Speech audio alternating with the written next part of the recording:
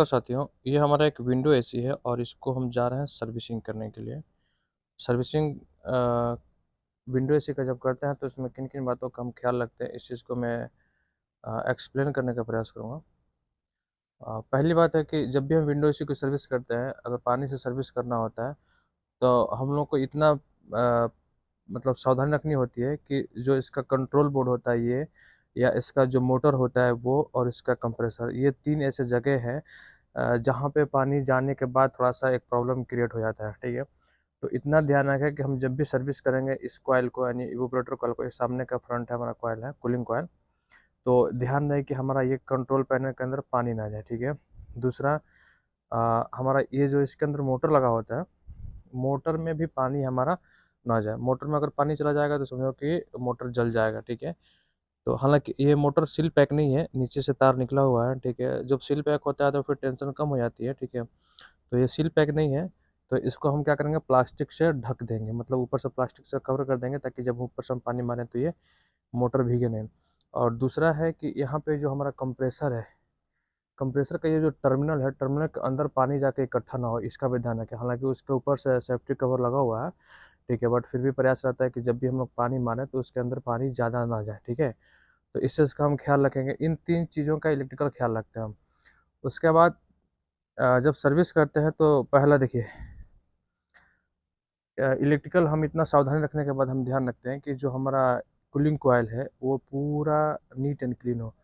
हम इस कॉइल को दिखाने का प्रयास करेंगे। दूर से दिख रहा है गंदा भी है और अंदर से भी दिखेगा कि ये अंदर तक गंदा है, देख सकते हैं।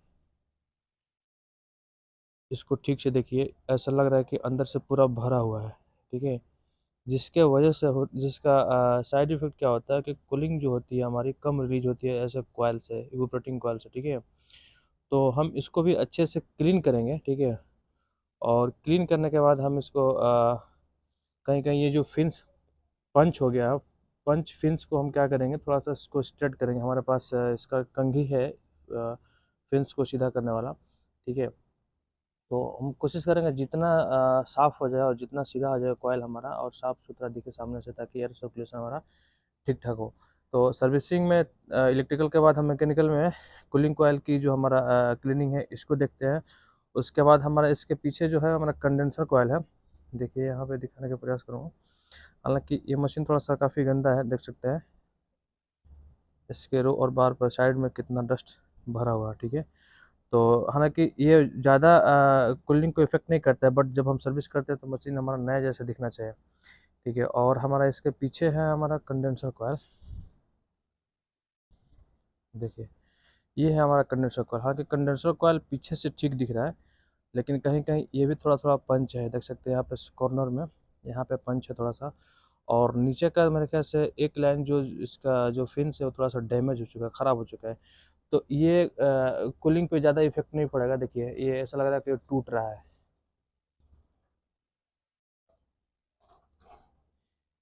ये ऐसा लग रहा है कि मिट्टी की तरह झड़ रहा है। ये क्यों झड़ता है मैं बता रहा हूँ।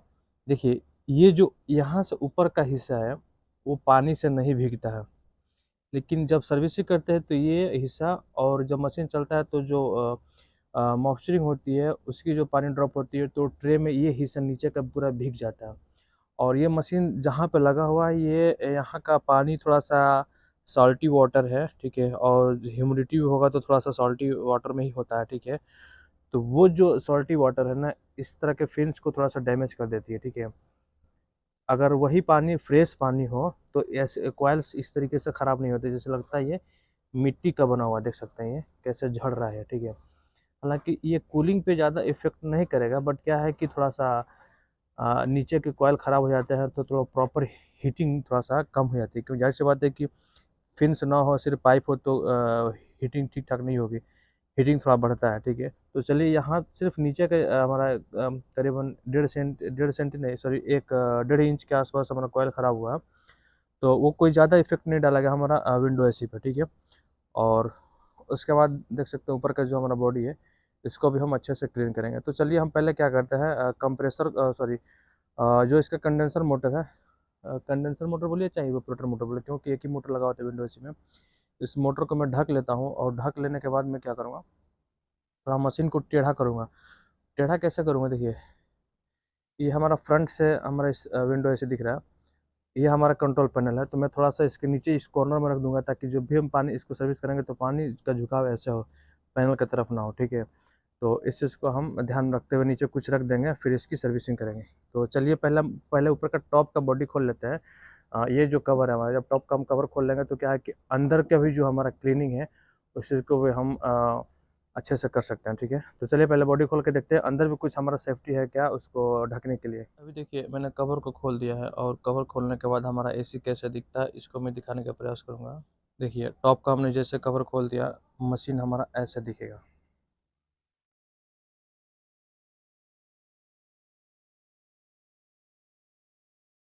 ये हमारा इस तरीके से मशीन दिखेगा फ्रंट से, यानी सामने से हमारा ये कूलिंग कॉइल है, तो इधर सामने से ऐसा दिखेगा। और देखिए थोड़ा-सा इसको मैं कूलिंग प्रोसेस इसका कैसा होता है मैं दिखा देता हूँ थोड़ा-सा, ऐसे समझाने का प्रयास करूँगा।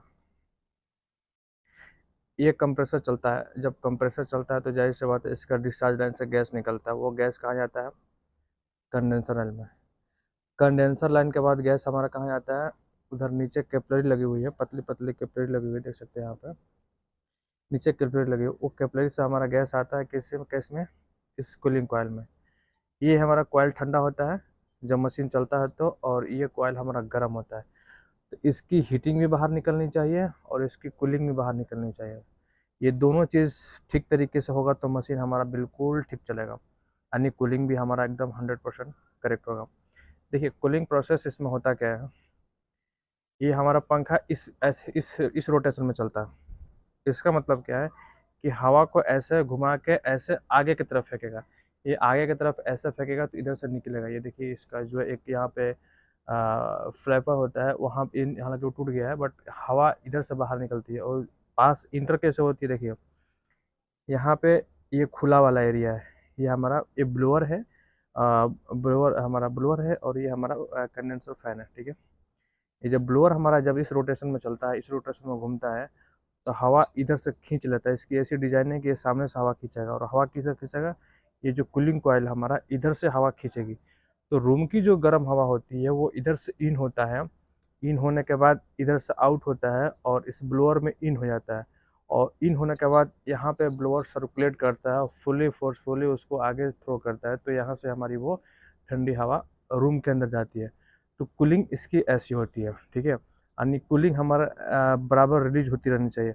देखिए कभी-कभी क्या होता है कि यहाँ पे आइस आ जाता है। जब आइस आ जाता है तो उसका भी एक रीज़न है कि ये जो डस्ट है ना ये भरा हुआ है। जब डस्ट भरा होगा तो यहाँ से जो गर्म हवा जाएगी वो पूरा बाहर नहीं निकलेगी। इसका मतलब क्या है कि इसके अंदर हमारा कूलिंग जो है स्टोर होगा, कूलिंग स्टोर होगा तो वो आइस में धीरे-धीरे कन्वर्ट हो जाएगा। एक ये रीज़न होता है। दूसरा रीज़न क्या होता है कि थोड़ा-सा गैस कम होता है तो इसकी वजह से भी ये फ्रीजिंग में चला जाता है हमारा कूलिंग कॉइल, ठीक है? तीसरा रीज़न क्या होता है कि यहाँ पे जो फ़िल्टर लगा होता है ग्रिल के अंदर वो भी पूरी डस्ट से भरा हो तो भी हमारा ये फ्रीज़र में इसमें आइस जमना शुरू हो जाता है, ठीक है? तो ये 3 रीज़न है कॉइल पे हमारा आइस जमने का इवेपोरेटर में। और अगला स्टेप है हमारा यहाँ पे कंडेंसर साइड में। हमने आपको थोड़ा-सा समझाने का प्रयास किया कि कूलिंग की प्रोसेस कैसी होती है, कैसे रिलीज़ होता है कूलिंग, ठीक है? देखिए फ़ैन स्पीड हमारा फ़ैन का रोटेशन हमारा ऐसा होता है और इसके ब्लेड को देखेंगे आप तो ऐसा घूम रहा है कि ये हवा को काट रहा है, हवा को काट के आगे थ्रो कर रहा है। वो हवा कहाँ से इन होता है, जब इसको हम बॉडी में डालते हैं तो ये हवा इधर से इन होता है और उस साइड से इन होता है हमारा, ठीक है? क्योंकि जो बॉडी की डिज़ाइनिंग होती है, ये जो साइड है ना, साइड में हमारा एक जाली बना होता है। वहीं से हमारा क्या नाम है कि हमारा जो बाहर की जो हवा है, वो हवा इन होती है, ठीक है? वो जब हवा इन होती है तो हवा इस कंडेंसर कॉइल के टेम्परेचर से थोड़ा-सा ठंडी होती है।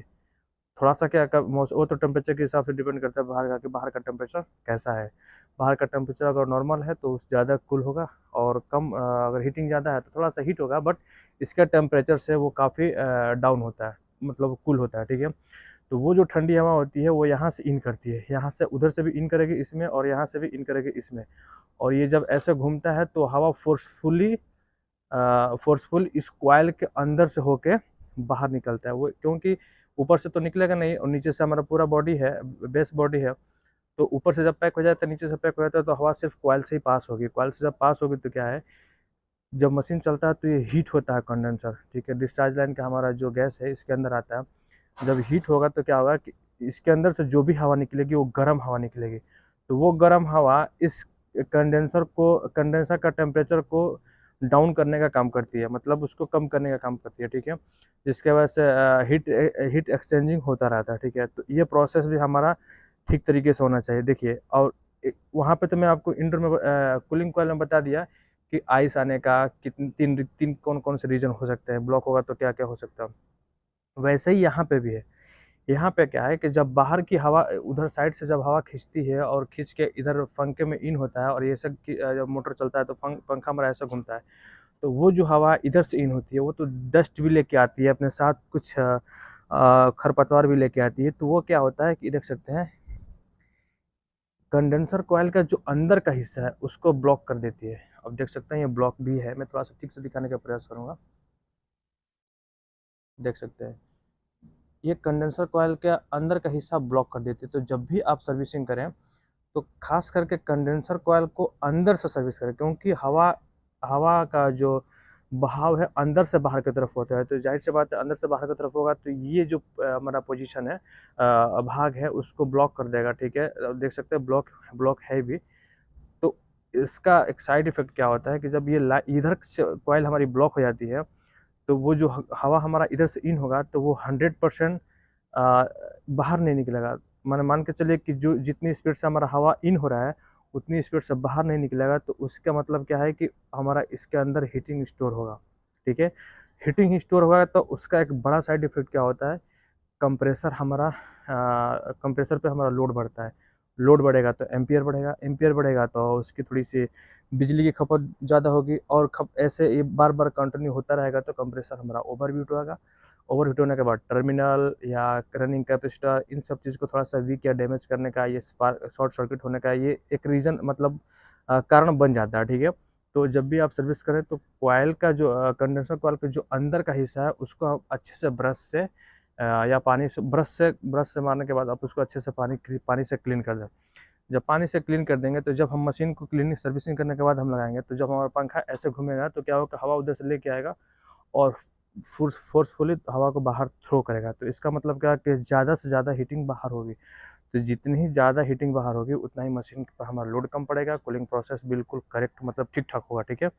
और इसका भी देख सकते हैं कभी कभी क्या होता है कि पीछे से भी जो इसका कंडेंसर का ये जो फिन्स है, टेक्नीशियन क्या होता है ड्राई क्लीन करने के लिए इस पर हाथ मार देता है रनिंग पीरियड में। जैसे जब हाथ मारता है ऐसे थपथपाता है तो क्या होता है, जब इसमें धूल मिट्टी भरा होता है तो बाहर निकल जाती है। कभी कभी टेक्नीशियन ऐसा सोचता है और करता भी है तो हाथ मारता है। तो उसका एक साइड इफेक्ट क्या होता है, देख सकते हैं ये फिन्स जैसे पंच हुआ है ना, तो जितनी बार जहाँ जहाँ हाथ मारेंगे अगर फिन्स स्ट्रांग नहीं है तो वो क्या होता है वहाँ पंच हो जाती है। तो पंच होने का एक बड़ा साइड इफेक्ट क्या होता है कि जो हमारा एयर अंदर से बाहर आएगी वो पंच फिन्स को जो एरिया है वो रोक लेगी। तो अब मान के चलिए यहाँ पे फिन्स पंच है, यहाँ पे पंच है, तो इसका मतलब क्या है कि यहाँ पे हमारा टेम्परेचर का कॉइल का टेम्परेचर अंदर बढ़ेगा, यहाँ पे बढ़ेगा। बाकी सब जगह ठीक होगा लेकिन जहाँ जहाँ पंच है वहाँ हमारा टेम्परेचर बढ़ेगा, हीटिंग बढ़ेगी, ठीक है। हीटिंग बढ़ेगी तो मान के चलिए इस तरीके के पूरे कॉइल में अगर पंचिंग है तो क्या होता है कंडेंसर में हमारा हीट बढ़ता है। तो ये भी ध्यान रखिए कि जब सर्विस करते हैं तो अंदर को तो क्लीन कीजिए, बाहर का भी देखिए कि जब हमारा फिन्स जो है पंच है तो उसको कंघी से, इसकी जो फिन्स की जो कंघी होती है उसको अच्छे से सीधा कर दे, या जो भी आपके पास सुविधा है उससे सीधा करते हैं ताकि हमारा जो कंडेंसिंग है पूरी हीटिंग बाहर हो, ठीक है, जिसके वजह से हमारा पूरा एयर कंडीशन ठीक ठाक चले। तो अभी चलिए हम मशीन को थोड़ा सा पहले यहाँ पे साइड में ब्रश मार लेते हैं। ड्राई ब्रश मारेंगे तो जल्दी थोड़ा सा वो निकल जाएगा, अभी पानी मार देंगे तो थोड़ा सा वो फिर दिक्कत करेगा। तो चलिए हम इसको थोड़ा पहले ब्रश मार लेते हैं और उसके बाद फिर पानी से सर्विस करेंगे। अभी देखिए ड्राई क्लीनिंग में मैं इसको ब्रश मारूंगा, ये हमारे पास ये प्लास्टिक ब्रश है, ये स्टील ब्रश नहीं है। तो पहले हम देखेंगे कि जितना हो सकता है नॉर्मली, हालांकि देख सकते हैं जब इसको ब्रश मार रहा हूँ तो डस्ट थोड़ा सा नीचे गिर रहा है, सॉरी। तो इस तरीके से हम कोशिश करेंगे पूरा ब्रश मार लें कॉइल के अंदर। जब हम पूरा कॉइल के अंदर ब्रश मार लेंगे तो थोड़ा सा डस्ट उड़ जाएगा, ठीक है। और फिर जब हम पानी से सर्विसिंग करेंगे, जब पानी से सर्विसिंग देख सकते हैं ये काफ़ी चिपका हुआ सूखा हुआ है, तो हो सकता है कि जब पानी मारें तो थोड़ा सा और इजीली निकल जाए। तो बट मैं कोशिश कर रहा हूँ कि जितना ड्राई कंडीशन में निकल जाता है, कोयल साफ़ हो जाती है, तो उसको हम साफ़ कर लें, ठीक है। हालांकि पूरा यहाँ का वाटर सॉल्टी है, इसलिए थोड़ा सा ये डस्ट है बहुत स्ट्रॉन्ग हो गया। मुझे लगता है कि थोड़ा सा पानी मारेंगे तब जाकर और साफ क्लीन होगा, ठीक है। तो चलिए पहले थोड़ा सा हम पानी मार लेते हैं, ठीक है, कंडेंसर की तरफ भी, और ये जो हमारा कूलिंग कॉयल है इस तरफ भी। इस तरफ का तो खैर ठीक है, निकल जाएगा, बट इधर का भी हम पानी मारेंगे। तो चलिए ड्राई थोड़ा सा क्लीन कर लेते हैं।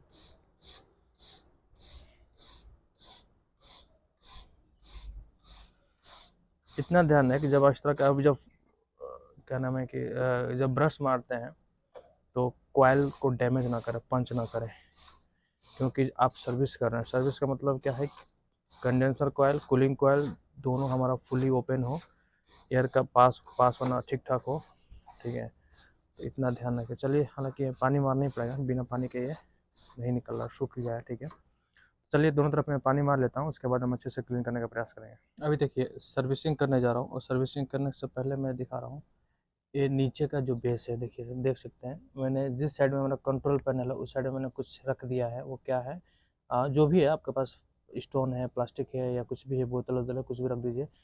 इसका फ़ायदा क्या होता है कि जब भी हम पानी मारेंगे तो वो पानी मतलब मतलब वो इकट्ठा होकर इधर पैनल की तरफ इकट्ठा नहीं होगा, ठीक है। जिससे हमारा कंट्रोल पैनल के अंदर पानी जाने का जो एक रिस्क है वो कम हो जाएगा। और दूसरा है कि कंडेंसर मोटर को हमने प्लास्टिक से कवर कर दिया है।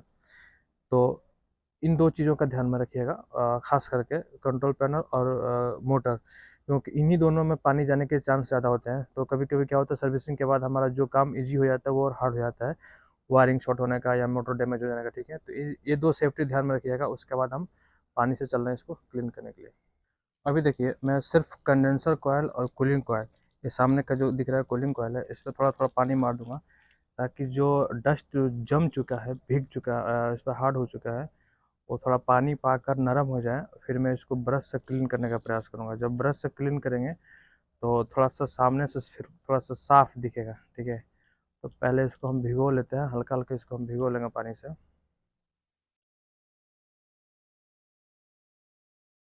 कई बार होता है कि टेक्नीशियन इसमें एसिड एसिड का भी यूज़ करता है। तो वो एसिड का यूज़ करने से थोड़ा सा फेंस डैमेज होता है, बट अच्छा खासा साफ क्लीन हो जाता है, ठीक है। तो मेरे पास है एसिड, बट मैं एसिड से क्लीन नहीं करना चाहता हूँ। मैं सोच रहा हूँ कि इसको सिर्फ पानी से, ब्रश से ही अच्छे से क्लीन करूँ, ठीक है। तो अभी ये भीग जाएगा तो हम ब्रश से इसको आसानी से निकाल देंगे, ठीक है।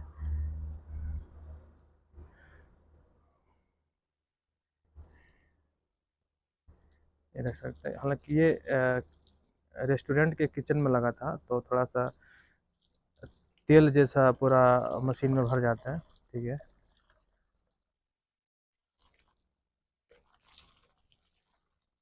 चलिए हम थोड़ा थोड़ा भिगो लेते हैं, ताकि नीचे का जो हमारा बेस वेस है सब वो भीग जाए।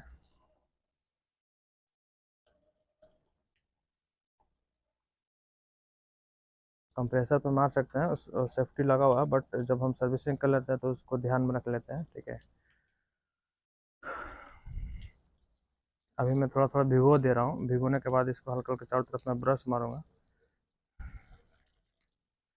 हाँ, ये मेन चीज़ है कंडेंसर को। जब भी विंडो से सर्विस करते हैं तो इसमें सबसे ज़्यादा ज़रूरी काम क्या होता है, कंडेंसर को अंदर से क्लीन करना। कंडेंसर को जब तक अंदर से क्लीन नहीं करेंगे तब तक कोई फ़ायदा नहीं है क्लीन करने का, क्योंकि मशीन का हीटिंग बढ़ाएगा, हीटिंग बोल रहा हूँ, कंडेंसर का हीटिंग बढ़ाएगा और कूलिंग कम कर देगा, ठीक है। इतना ध्यान में रखें कि विंडो इसी में इसका टॉप का कवर खोल के अंदर से क्लीन करना बहुत ज़रूरी है, ठीक है। बाहर से तो थोड़ा सा जो है वो दिख जाता है कि भाई डस्ट है या नहीं है, ठीक है, और एयर सर्कुलेशन ठीक से होगा या नहीं होगा। बट जब तक अंदर से ये नहीं खुलेंगे तब तक ये पता नहीं चलता है कि कितना इसमें डस्ट भरा हुआ। और विंडो एसी में अंदर से ब्लॉकिंग का ही इशू मशीन का कूलिंग को कम करता है और हीटिंग को बढ़ाता है, कंप्रेसर को भी बार बार ट्रिप करने पर मजबूर करता है, ठीक है। तो चलिए अभी हमने इसको भी कोशिश किया कि ये पूरा वेट हो गया, ठीक है।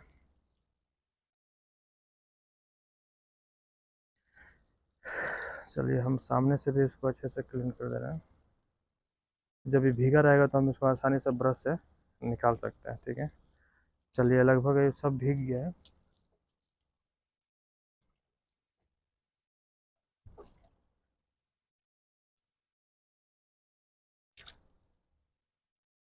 चलिए अब हम इसको थोड़ा सा ब्रश मार लेते हैं, ठीक है। चलिए अभी हमने इसको अच्छे से भिगो दिया। भिगो देने के बाद क्या होता है कि इसके ऊपर का जो डस्ट चिपका होता है वो थोड़ा सा गीला हो जाता है, और जब इस पर हम ब्रश मारते हैं तो आसानी से वो निकलने का प्रयास करता है, और मतलब वो टूट जाता है, फिन से हट जाता है, ठीक है। फिर जब हम इस पर पानी मारेंगे तो वो बाहर निकल जाए, पानी के साथ बाहर निकल जाएगा, ठीक है। और ये देख सकते हैं, हालांकि ये कॉयल ज़्यादा पंच नहीं है, इतना चलता है, ठीक है। बट इतना ध्यान, हालांकि अब इसको सीधा भी नहीं कर सकते, पुराना मशीन को का जो फिन्स है उसको सीधा करना थोड़ा सा डिफिकल्ट हो जाता है, कि जब भी हम कंघी लगाते हैं वो तो वो फिन्स टूट टूट जाता है, ठीक है। जब ज़्यादा फिन्स पुराना हो जाता है तो टूट जाता है।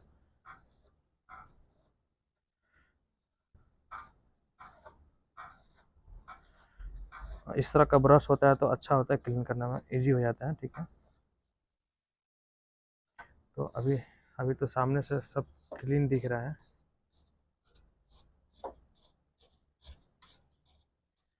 इसके हालांकि देखिए इंडोर कूलिंग कॉयल में अंदर से बहुत कम डस्ट होता है, देख सकते हैं। यही अंदर का जो फिन्स है, देख सकते कितना साफ दिख रहा है।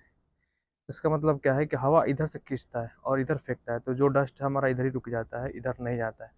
तो अंदर के क्लीन करने की उतनी ज़रूरत नहीं है जितना हमारा कंडेंसर कॉयल में है, ठीक है। तो चलिए हम इसको तो ब्रश मार लिए, हम थोड़ा सा साइड साइड में ब्रश मार ले रहे हैं।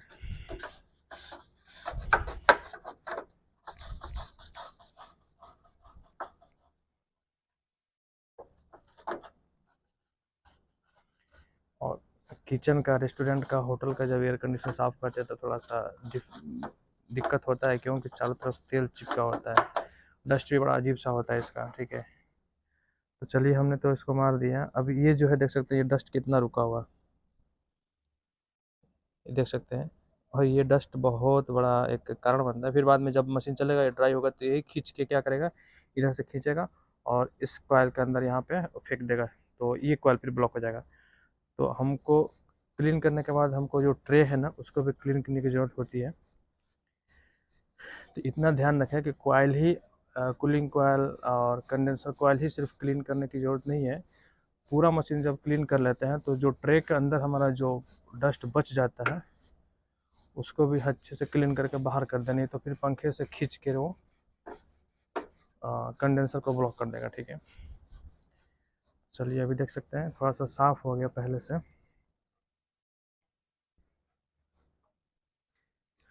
हालांकि थोड़ा सा सावधानी से करना पड़ता है, अंदर तक इसमें हाथ डाल के साफ़ करना पड़ेगा। ऊपर से तो चलिए मैं कर दे रहा हूँ, और बाकी हाथ डाल के मैं नीचे से करूँगा, जो शायद शो ना कर पाऊँ क्योंकि थोड़ा सा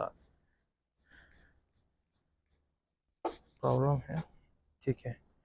चलिए ऊपर से तो साफ़ हो गया, नीचे का कोई खास ज़्यादा डस्ट नहीं है, बट मैं दिखाने का प्रयास करूँगा। चलिए अभी देखिए पानी मारा तो कितना आसानी से निकल जा रहा है ब्रश ब्रश से हमारा जो डस्ट है, ठीक है। हल्का ब्रश है, आप ऐसे थोड़ा सा थोड़ा थोड़ा मार सकते हैं ताकि ऊपर का जो डस्ट है वो टूट जाए, लेकिन ज़्यादा दबा के नहीं मारें। ज़्यादा दबा के मारते हैं तो क्या है कि वो फिर हमारा जो फिन्स है वो डैमेज हो जाता है, ठीक है। चलिए तो वो मैं उसको अभी अच्छे से क्लीन कर दे रहा हूँ, और बाकी ऊपर का जो हमारा है,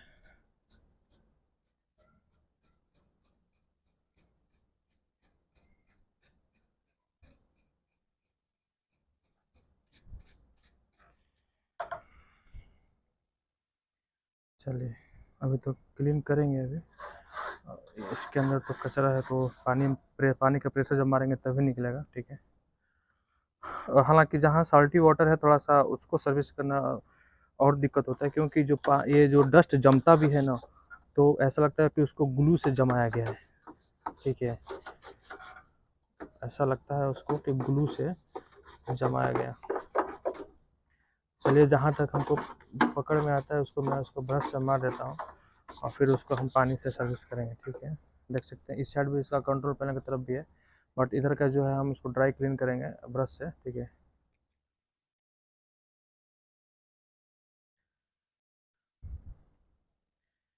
चलिए ये जो हमारा नीचे का है इसको हम थोड़ा सा रगड़ देते हैं।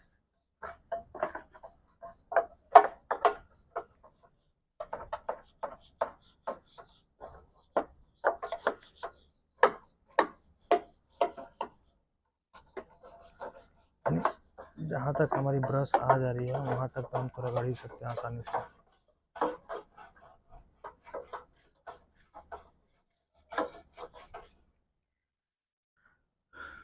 चलिए अभी हम थोड़ा सा पानी का प्रेशर मारेंगे, ठीक है, फिर देखते हैं कितना निकलता है कचरा। अभी देखिए मैं पानी का तो फुल प्रेशर खोल दिया हूँ और ये भी फुल प्रेशर में कचरा गिर रहा है हमारा।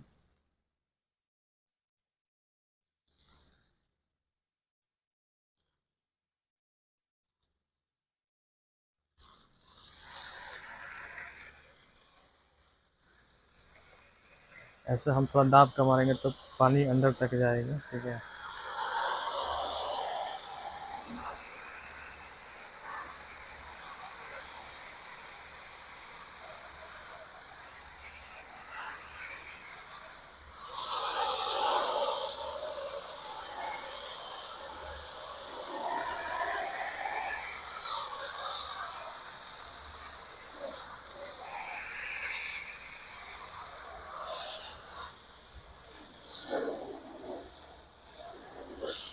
ऊपर से हम मार सकते हैं क्योंकि हमने ऊपर का जो मोटर है ढक दिया है आसानी से, ठीक है।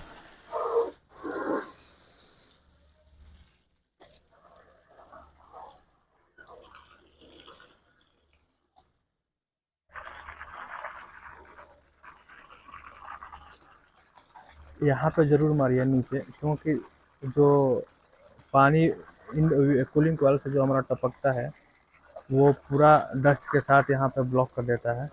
और अंदर से हो सके तो ब्लोअर को भी मार सकते हैं।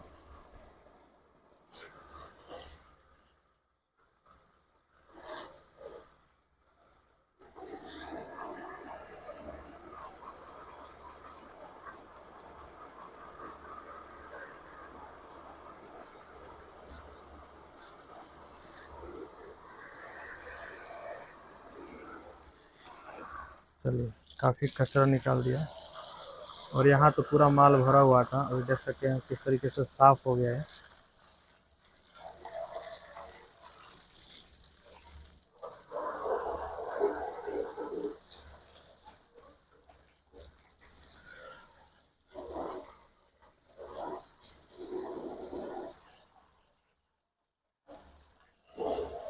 यहाँ ज़रूरी है ज़्यादा प्रेशर मारना, क्योंकि यही मेन चीज़ है। हमने इसको ब्रश मारा था तो निकल गया, बट प्रेशर मारेंगे तो और आसानी से निकल जाएगा हमारा।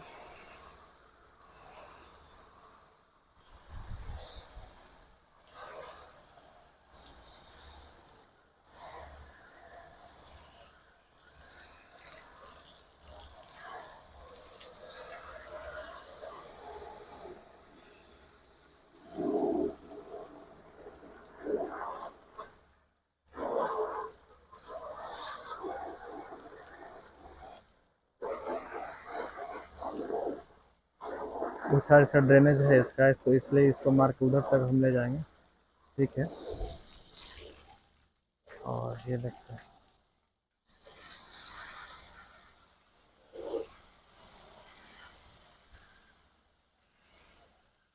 काफ़ी डस्ट निकल रहा है, बहुत ज़्यादा डस्ट है।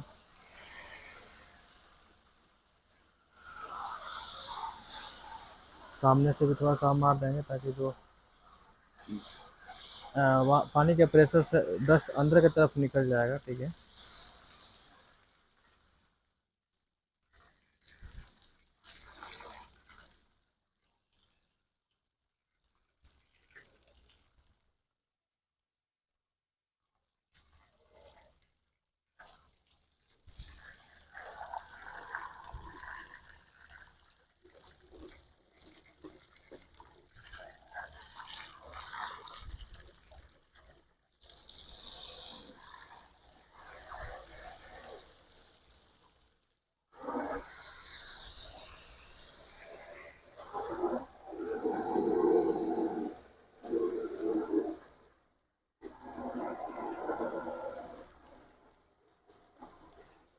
काफ़ी डस्ट निकलने सकते हैं। चलिए अभी हम इसको बंद करते हैं थोड़ा सा। अभी देखिए सर्विसिंग होने के बाद मशीन हमारा ऐसा साफ दिखेगा। जो बेस में जो हल्का हल्का डार्क है वो कभी कभी होता है कि बहुत हार्ड हो जाता है, तो वो नहीं भी जाता है तो कोई बात नहीं है, बट जितना डस्ट हमारा चला जाना चाहिए वो चला जाता है। ठीक है, तो अभी देखिए सर्विसिंग के बाद अंदर की भी कॉइल देख सकते हैं, एकदम साफ दिख रही है। ठीक है, मतलब पुरानी मशीन है बट ठीक दिख रही है, अच्छा दिख रहा है पहले से। ठीक है, और हमने मोटर को वो ढका था, नहीं तो पानी जाने का इशू था, क्योंकि प्रेशर की वजह से वो अंदर चला जाता पानी। और देख सकते हैं ये बॉडी ये थोड़ा सा है, डस्ट है, तो इसको हम कपड़ा भिगो के अच्छे से उसको पोंछ देते हैं। ठीक है, इस पर पानी मारने की जरूरत नहीं है, क्योंकि वो कंट्रोल पैनल की तरफ होता है हमारा। ठीक है, और ये सामने से थोड़ा सा मैं फिंस को ये सीधा कर दूंगा। ठीक है, इसमें ज़्यादा ख़राब नहीं है फिंस, बट ठीक है। और इधर से भी देखने का प्रयास करें। देखिए यहाँ पे काफ़ी डस्ट जमा हुआ था, अभी क्लीन होने के बाद ऐसा दिख रहा है। और जो नीचे का काला काला है वो उसको बहुत रगड़ने के बाद भी नहीं जा रहा है। ठीक है, तो उतना चलेगा, कोई दिक्कत नहीं है। मेन चीज़ हमारा कंडेंसर और यूपरेटर दो चीज़ क्लीन होना चाहिए। ठीक है, और हमारा इलेक्ट्रिक भाग जो है सेफ होना चाहिए। ठीक है, बाकी हमारा ये सामने से देख सकते हैं, सामने से हमने कॉइल को भी अच्छे से मार दिया। ठीक है, और ये पहले पहले में और अभी में कितना फ़र्क है देख सकते हैं। पहले अंदर जैसे लगता है कि मकड़ी का जाल भरा हुआ। ठीक है, और अभी साफ़ दिख रहा है। कॉइल थोड़ा सा डैमेज है इतना, बट इतना चलता है। मैं कोशिश करूँगा इसको थोड़ा सीधा करने का, हो गया तो ठीक है, नहीं तो फिर इसको ऐसे ही हम छोड़ देंगे। अब बच जाता है सर्विसिंग के बाद हमारा ये कंट्रोल पैनल की तरफ जो थोड़ा थोड़ा डस्ट दिख रहा है। ठीक है, बॉडी के ऊपर या इसके कंट्रोल पैनल के जो स्विच रेगुलेटर के ऊपर, तो इसको मैं क्या करूँगा, भीगे कपड़े से हम लोग इसको ऐसे हल्के हल्के पोंछ देते हैं। पोंछने के बाद क्या होता है कि थोड़ा सा साफ हो जाता है, हालांकि ये ख़राब है थोड़ा सा इसलिए जाता नहीं है, तो जितना जाना होता है वो चला जाता है। ठीक है, और मशीन भी बाहर से हमारा साफ़ दिखती है। तो इसको हल्का सा भीगा कपड़ा से या ड्राई कपड़ा से जैसा हो सके आप उसको पोंछ के साफ़ कर सकते हैं, बट इसमें ज़्यादा पानी का यूज़ ना करें। तो चलिए हम इसको पोंछ के पूरा कवर लगाते हैं, फिर इसको हम देखते हैं। अभी देखिए सर्विसिंग करने के बाद हमारा जो फिर से 2-3 चीज़ें चेक करने की जो बातें हैं, वो चीज़ है पहला कि कंट्रोल पैनल के अंदर पानी तो नहीं गया है ना? तो मैं श्योर हूँ कि पानी नहीं गया है। बाहर के बॉडी को, ये जो आस-पास का जो बॉडी है, मैंने वो भीगे हुए कपड़े से, सूखे हुए कपड़े से इसको साफ़ कर दिया है। ठीक है? और साफ़ करने के बाद हमारा मशीन अभी ऐसे दिख रहा है। ठीक है? पहले से काफ़ी साफ़-सुथरा दिख रहा है, देख सकते हैं। इसका नीचे का बेस भी ठीक है। मोटर पे डस्ट था तो मोटर को भी मैंने भीगे हुए कपड़े से साफ़ कर दिया। इसके अंदर पानी नहीं गया है, मैं श्योर हूँ, क्योंकि पानी इसका सॉरी इसका जो वायर का आउटपुट है वो नीचे से है और ऊपर से मैंने प्लास्टिक कवर किया हुआ था। ठीक है? और पंखे को भी मैंने भीगे हुए कपड़े से साफ़ कर दिया। ये जो आपको व्हाइट व्हाइट ब्राउन ब्राउन दिख रहा है, ये साल्टी वाटर की वजह से ये जम गया है। ठीक है, तो उसको निकालना एक तरफ से नया बनाने जैसा ही है, तो वो उतना चलता है, कोई दिक्कत नहीं है। ठीक है, और कंप्रेसर के अंदर पानी गया है नहीं गया है ये श्योर हूँ मैं कह नहीं सकता, क्योंकि इसका देख सकते हैं ऊपर से बॉडी तो बिल्कुल पैक है, बट कभी कभी क्या होता है प्रेशर मारते हैं तो पानी अंदर से घुस जाता है। तो मैं सिर्फ इसको खोल के चेक कर लूँगा। ठीक है, मैं इसको नट ड्राइवर से खोल के इसको चेक कर लूँगा कि इसके अंदर पानी गया है कि नहीं है। ठीक है, तो मैं थोड़ा सा दिखाने का प्रयास करूँगा। इसका टर्मिनल लगभग सूखा हुआ, देख सकते हैं हल्की सी पानी गई है यहाँ तक। ठीक है, तो मैं अभी क्या करूँगा, ये रबड़ को उठा के थोड़ा सा इसको कपड़े से इसको सुखा दूंगा। बाकी सब ठीक है, इसमें ज़्यादा पानी नहीं गया, तो ये चीज़ जो है उसको ध्यान रखना ज़रूरी है कि टर्मिनल में ज़्यादा पानी नहीं जाए। नहीं तो कभी कभी क्या होता है कि टेक्नीशियन सर्विसिंग के तुरंत 10-15 मिनट के बाद मशीन को इंस्टॉल करके वो फिर चालू करना होता है, तो ये चीज़ थोड़ा सा प्रॉब्लम क्रिएट करता है स्पार्किंग का या तार जल जाने का। ठीक है, तो इस चीज़ को श्योर रखें।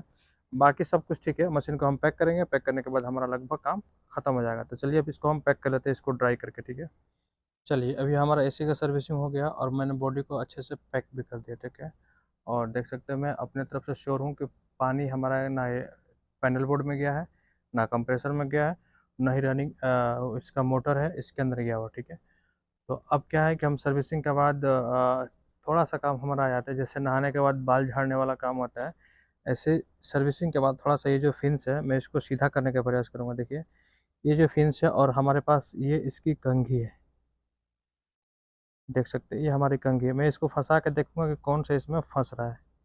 ये नहीं फंस रहा है, ये नहीं फंस रहा है, ये आसानी से फंस जा रहा है। ठीक है, इसको भी देखते हैं, ये भी फंस जा रहा है, लेकिन थोड़ा सा बीच में दो दो तीन तीन को लेके आ रहा है। ठीक है, तो मैं इसको ये वाला जो फिन जो कंघी जो साइज़ है इसको मैं इसको लगा के सीधा करने का प्रयास करूँगा। ठीक है, तो चलिए थोड़ा सा मैं इसको सीधा कर लेता हूँ।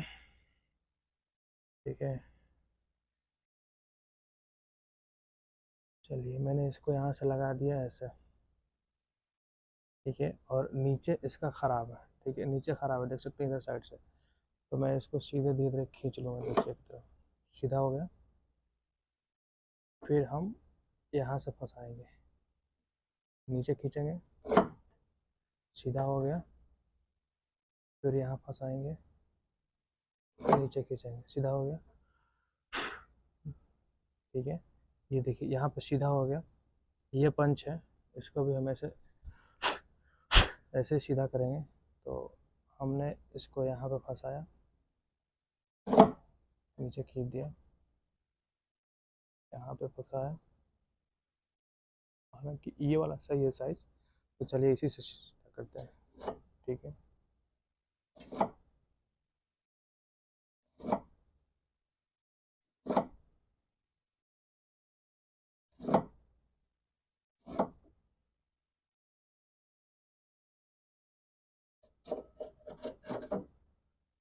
देख सकते हैं ऊपर तक हमारा ये फेंस लगभग सीधा हो गया। ठीक है, और ये थोड़ा सा डस्ट है तो इसको अब निकाल सकते हैं। सॉल्टी वाटर में यही प्रॉब्लम होता है कि कॉइल को बहुत खतरनाक जकड़ लेता है। ठीक है, इस तरीके से इसको कंघी कर देंगे। ठीक है, इसको हम निकाल लेंगे। ठीक है, तो इस तरीके से हमारा फिन्स लगभग सब कुछ हो गया साफ। और थोड़ा सा यहाँ बच जा रहा है, तो बट मैं इसको भी अच्छे से लाइन में मिला दे रहा हूँ। ठीक है, चलिए यहाँ पे भी थोड़ा सा है, यहाँ पे भी मैंने सीधा कर दिया। इसको हाथ में आसानी से पकड़ के, नहीं तो ये फिन्स को तोड़ भी सकता है, इसको केयरफुली। ठीक है, चलिए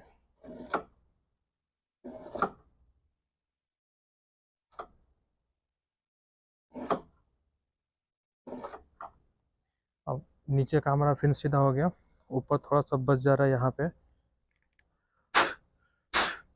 तो इसको भी मैं अच्छे से साफ करूँगा क्लीन करके। ऐसे देखिए यहाँ पे है, इसको मैं सीधा करूँगा। सीधा हो गया, इसको ऐसे फंसा के ऊपर की तरफ खींच देंगे, इसको भी खींच देंगे, इसको भी ऐसे खींच देंगे। हालांकि यहाँ पर थोड़ा सा डिफ़िकल्ट हो रहा है, बट इसको हम ऊपर से खींच देंगे। ठीक है, तो इतना सही है। हालांकि ज़्यादा ख़राब होता है तो इसके बहुत ज़्यादा यूज होता है, बट थोड़ा थोड़ा ख़राब था। अभी देख सकते हैं कॉइल हमारा बिल्कुल ठीक दिख रहा है, साफ दिख रहा है। ठीक है, तो हमारा लगभग ये काम ख़त्म हो गया सर्विसिंग का। और सर्विसिंग से पहले किन किन बातों का ध्यान रखते हैं, और सर्विसिंग के बाद किन बातों का ध्यान रखते हैं, उसके बाद कॉइल की कंडेंसर कॉइल, कूलिंग कॉइल, इन दोनों का कैसे हम सर्विसिंग करते हैं। ठीक है, खास करके इस चीज़ को मैंने पूरा बताने का प्रयास किया। उम्मीद है बहुत कुछ सीखने को मिला होगा। Thank you very much.